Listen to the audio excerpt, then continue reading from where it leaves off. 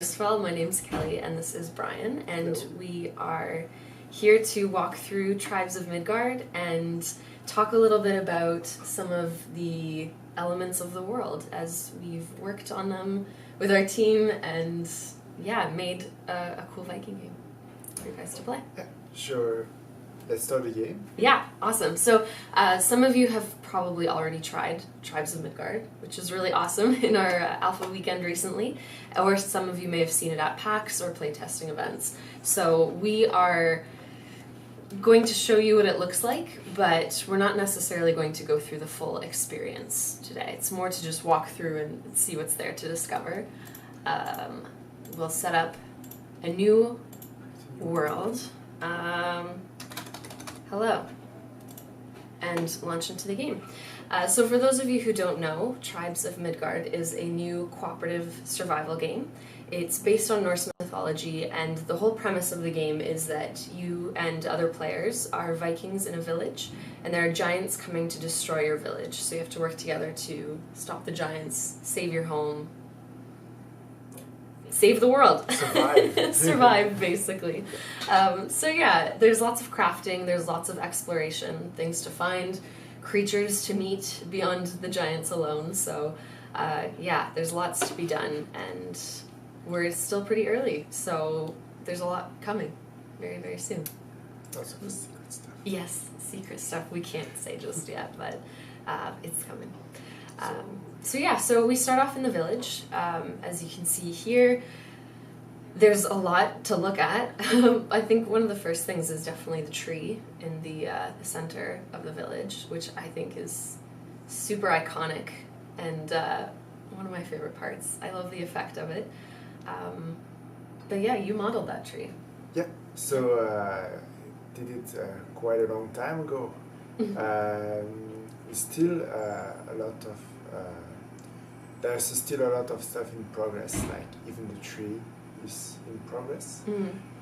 Missing some stuff, some beautiful VFX. Yes. Making it more look more epic and everything. We are mostly focused on the village for the moment. So let's make a tour and have a look. Yeah, let's walk around the village, because the village is a pretty important part of the game. It's clearly where you start, but this is the major center that you want to defend for most of the game. And it's also where you craft things, where you make stuff to level up your character and to get stronger pretty much throughout the game. We've got 2 NPCs here and 2 buildings that are pretty important. So as you may see on the minimap, we have, let's say with Yggdrasil, 6 buildings. The main town hall, which is right over here near the Volva, who's the healer. We have a few other houses which are not in use for the moment. Yes, not so yet. That's why you cannot enter it. The doors are closed. Big mystery. Although this guy is new, so for that Alpha, there was no one standing at this building, but for Beta, which is coming up soon, we have a character who can provide consumables, which is something that people were really asking for, being able to craft things to heal themselves on the go, and so this is the spot to go for that kind of stuff, to make your potions and take it with you. So, also, there's some really cool props by that building that I haven't seen before.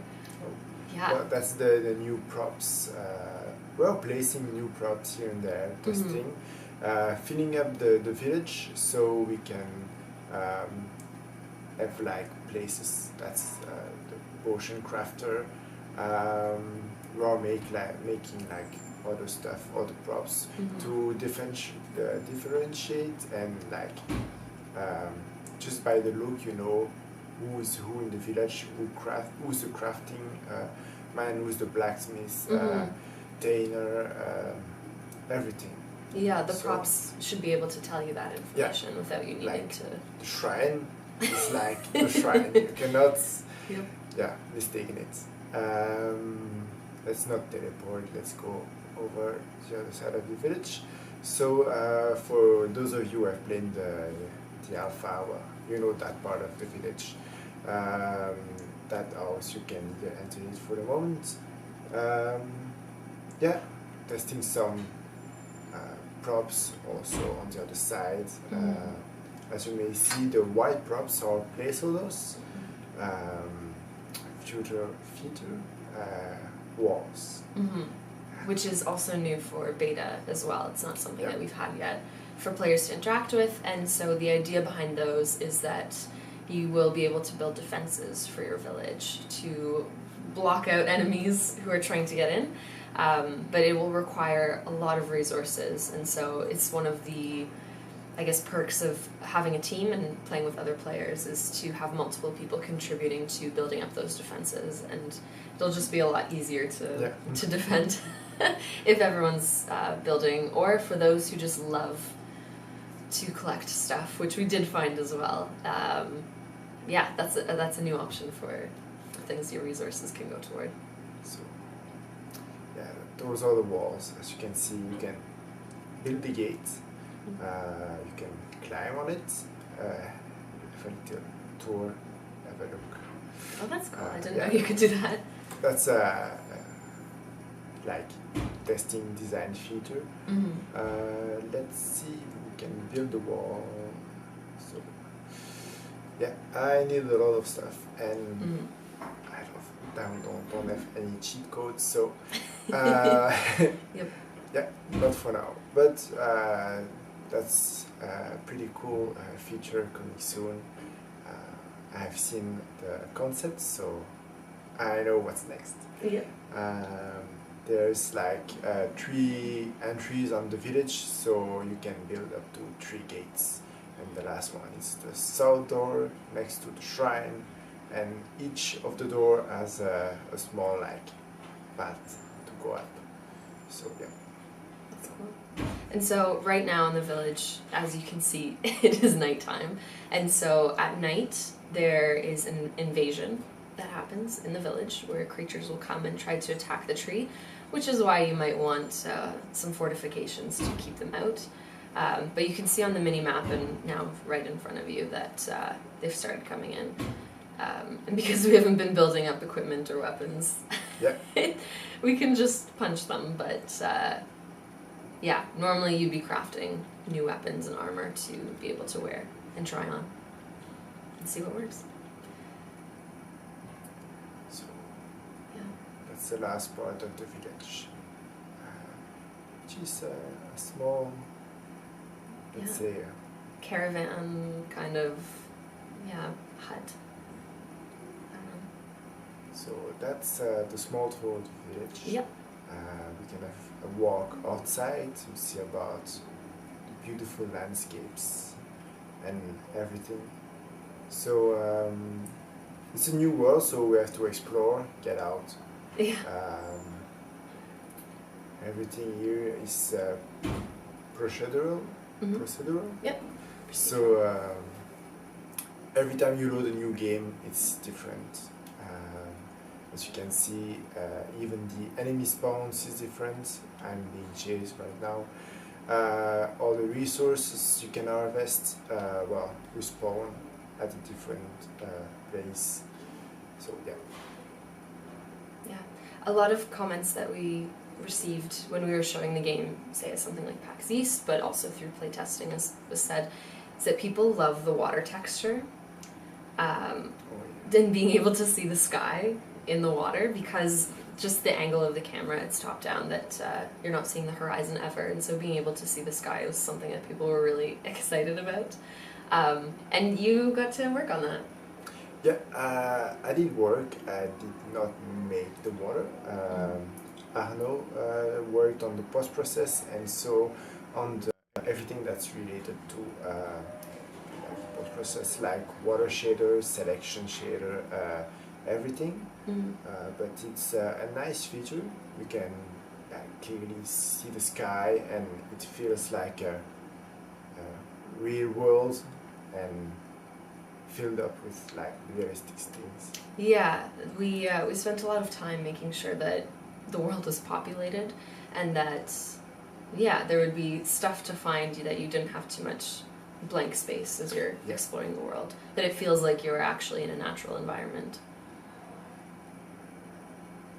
So I'm trying to find a waterfall, a cascade, but I don't think I will find any here. I need to explore the map and maybe later on. See a little bit more. So, yeah. Yeah. You can see that there's also lots of resources around, which, as we've mentioned, crafting is a pretty big part of the game. But that's procedural as well, that things will just spawn randomly from the start. But those will be things you'll need to go and collect before you can actually start building things like the fortifications and like armor and equipment.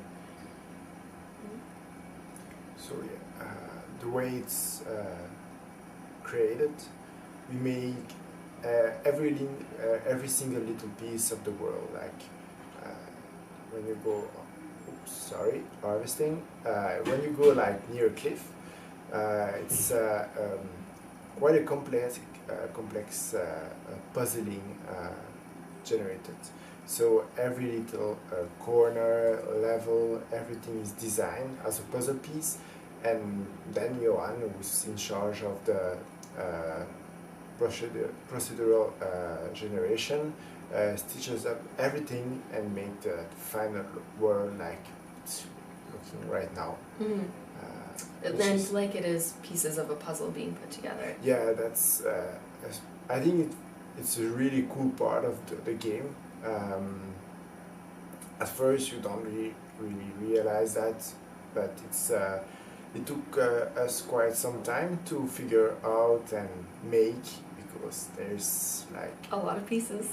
Yeah, I think I made almost 1,000 pieces for the game to like fit every possible corner or everything that had to be generated. Mm-hmm. So yeah, it took quite some time. Yeah. Well, even when you look at the rocks and the cliffs that we've been running by, all of those they're similar assets, but the pieces and how they fit together and where they can be placed in the world all has to be really specifically chosen, so that you're not forming this kind of weird, I don't know, jagged or like flat pieces going where they shouldn't. That it really needs to be designed and programmed and chosen in a way that it feels like a real cliff, and that there aren't any spots that make it seem like you're in a video game. Yeah, you have to calculate every little position of any joints. Otherwise, you will have lines, glitches, go through the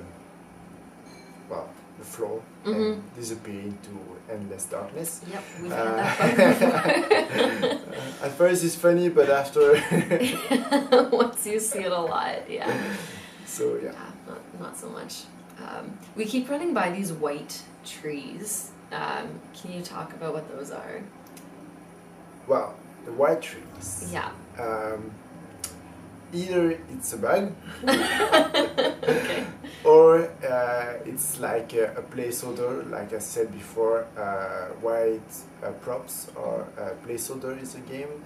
Sometimes to like test a new feature design-wise, so we don't have to do the art first, and we save a lot of time since I'm the only 3D artist in the company. Sometimes you have an intern, that helps a lot. And so I don't want to have to do the work twice or for nothing. So we do like beautiful white placeholders, and we can test it, and if it's confirmed, we do a concept, and after that we do the modeling, texturing, and animation if needed. So yeah. It all comes together, just sometimes differently than other pieces. Yep. But so it goes. Flying trees are amazing. Yes, that is a recurring theme that we hear from our game, and I don't know where they came from or why they started flying at all. Is it the physics that's It's based in the game, or is it a bug that just happened that well, we haven't changed yet, or have we changed it? I'm the 3D artist of the company, Oh, so I may not say with like exactitude what it is. I think it's still a bug. Try cutting down a tree and let's see what happens. Oh, harvest. It's like when you unspawn a tree or spawn a tree, cut it and apply physics, and just like spawn a tile in the world. Well, sometimes the tree just get launched into the air by the physics, and you may just see shadows flying by, or even the tree, and yeah, it's quite funny. Yep, when it happens, it's very unexpected, but. Yeah, no, it's one that keeps coming back, for sure. And another bug that or I guess type of bug that we keep seeing has to do with the clothes. A lot of the times we have bugs where the Vikings are naked or the clothes just don't sit right.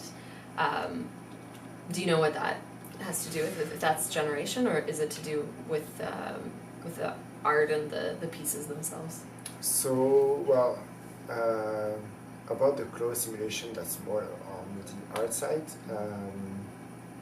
It's like just learning Unreal, finding the right settings to make the clothes look beautiful, everything, and yeah, due to sometimes we have like fast animations, fast movements, the clothes go through or just fold on itself, and you have to just fix it, find the right settings for it, and yeah, that's not a big of a deal. Now we're making the game in Unreal, that's the engine that we're working with, but what programs do you use for modeling?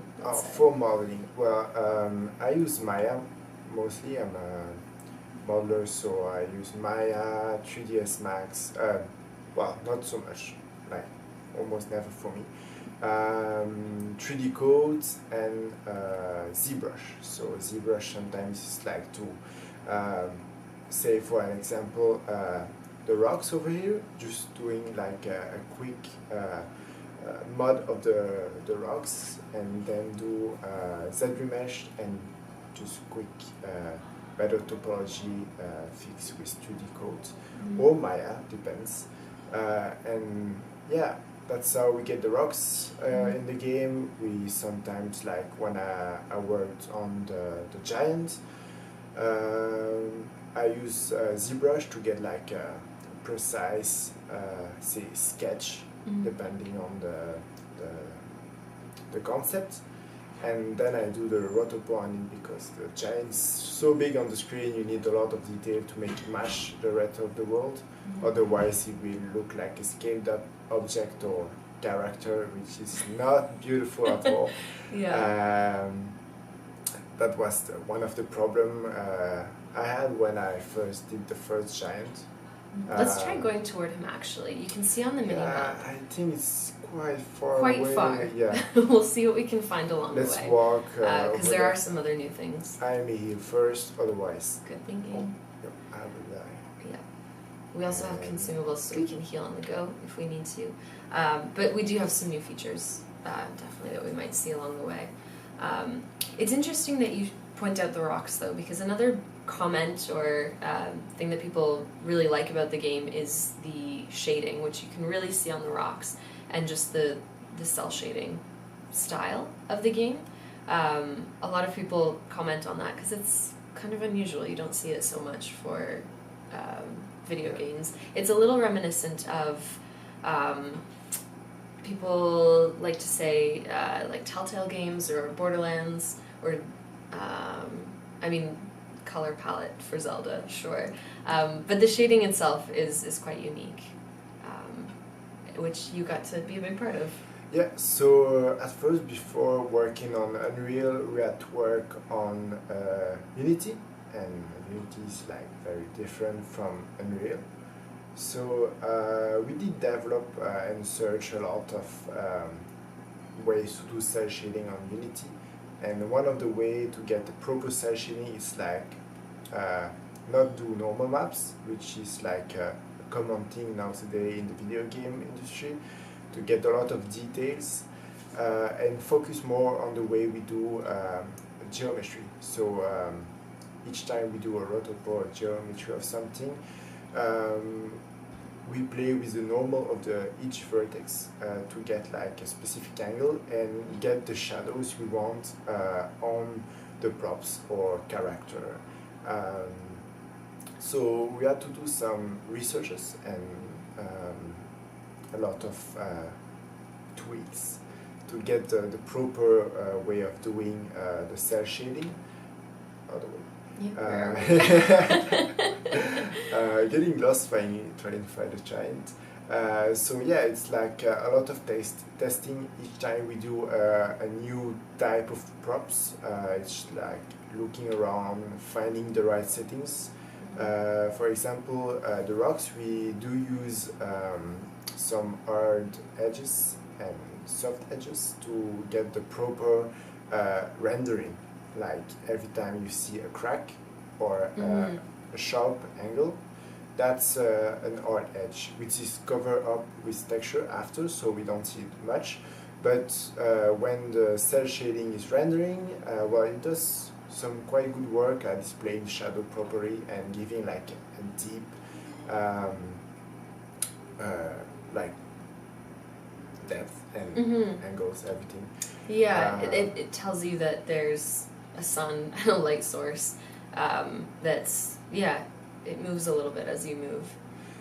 Not a ton, but it makes it feel a little bit more real in that sense, but still very stylized, like an illustration or like a comic book, which is, I think, what we're trying to achieve anyway. So yeah, by using normal maps, we are losing that stylized effect of cartoon and drawn,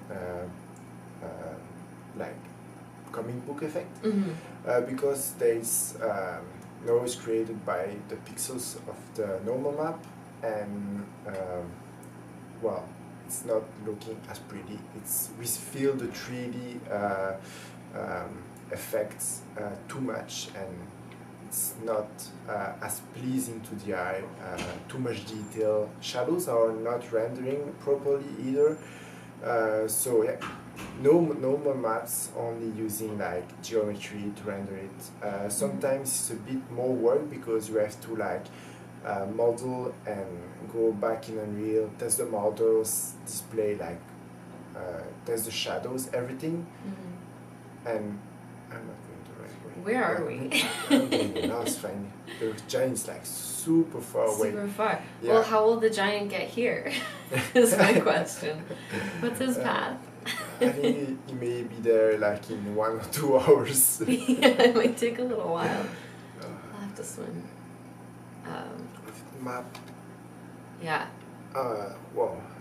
This is one of the perks of doing procedural generation, is that even when we play the game, we have to make discoveries and yeah, find where things are.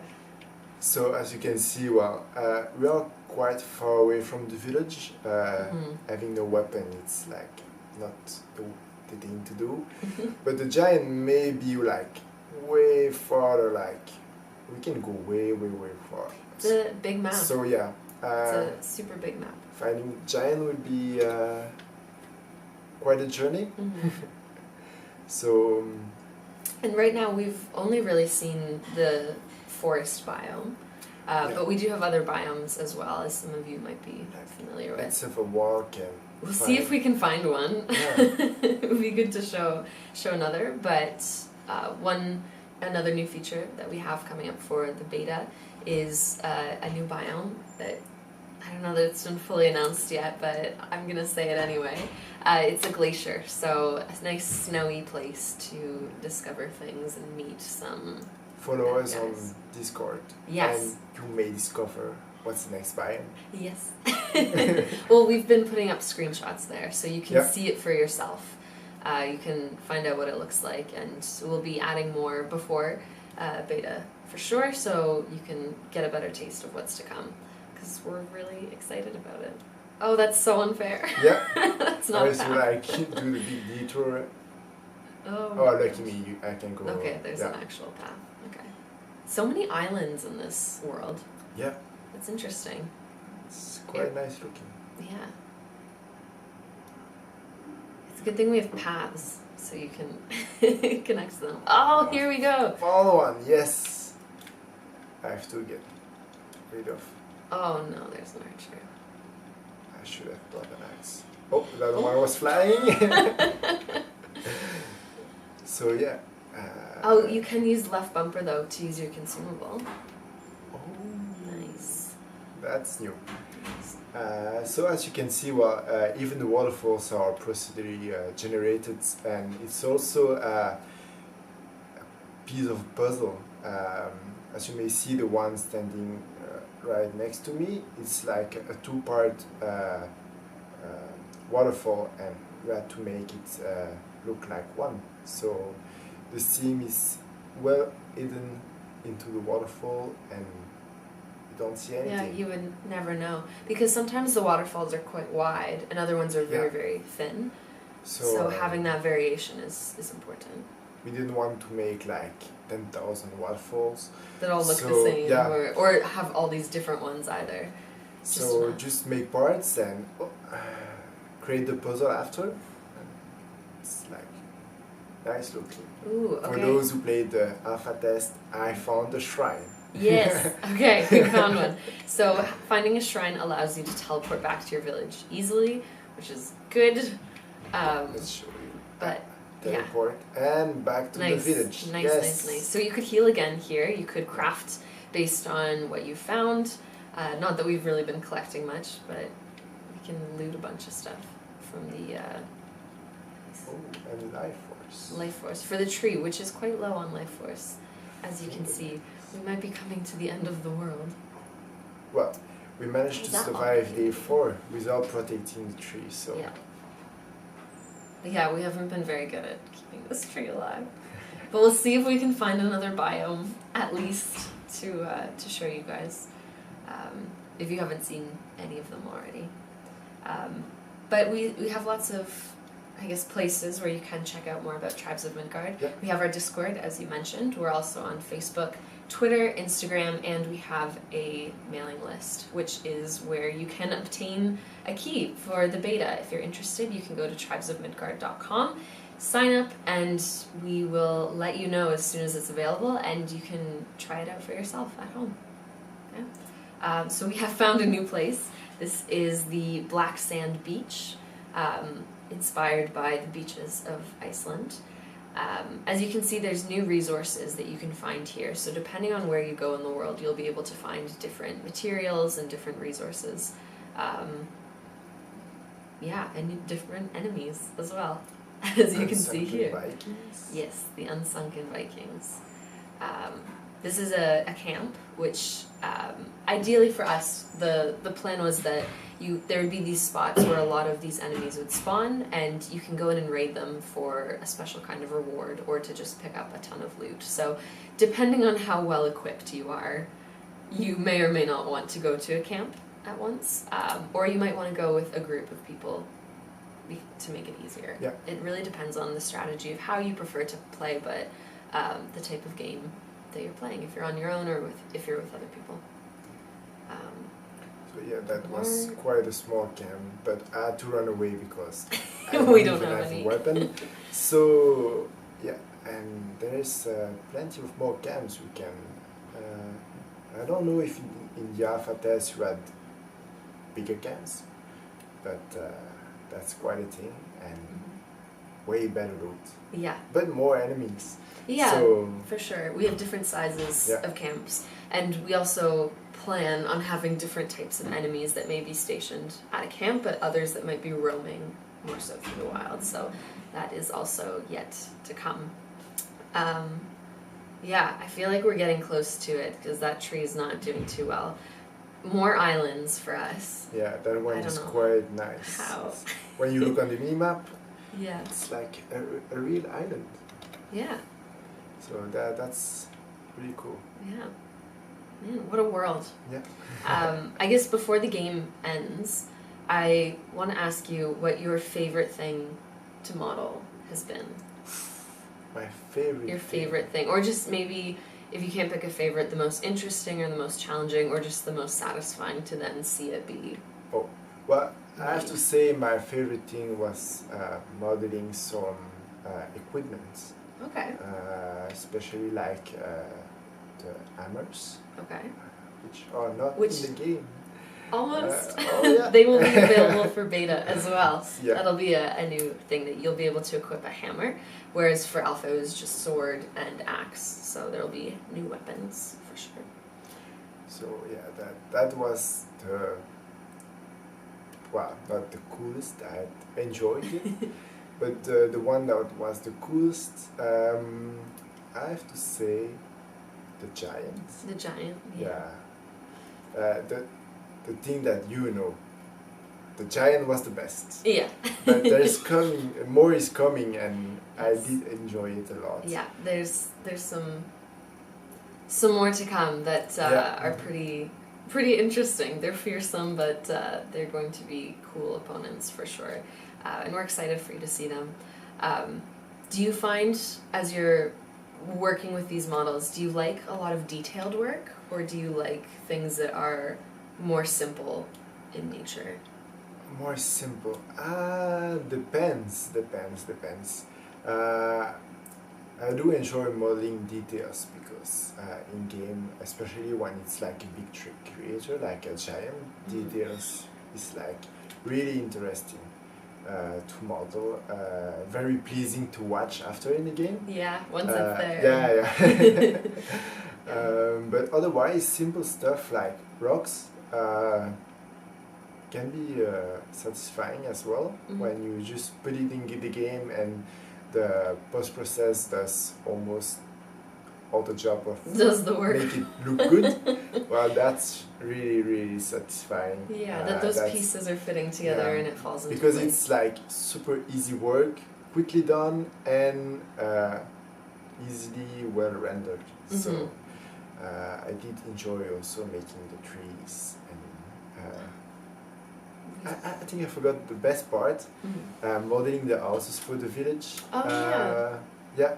The houses, and they took a bit of time too because they're quite big and they're detailed, and there's a lot that goes on there. So we wanted to spend our time. You cannot go inside for the moment, but soon, maybe one day. Yes, to be announced. There's a ton of detail in the village for sure, and it's nice when it all kind of falls into place, and you can make something and it just fits with the style of the game. You don't have to work extra hard to match it. Oh, the village is dead. Well, thanks for watching, and thank you, Bryan, for taking some time to share your wisdom, your art wisdom with us. If you're interested, as I said, you can sign up for our newsletter at tribesofmidgard.com to receive a beta key in hopefully not that long of a wait. We're still adding a couple more features, but things that we've mentioned today, such as the fortifications, hammers, a new giant, and some new creatures added. Those will all be there, plus a lot more. So please, if you played the alpha, come on and check it out. Yep. And we'll be on Discord to answer any questions and get hyped as Have well. a look. We may post some cool stuff. Yeah, some good sneak peeks. Yep. Yeah. So thanks so much for tuning in, and we'll see you in Midgard.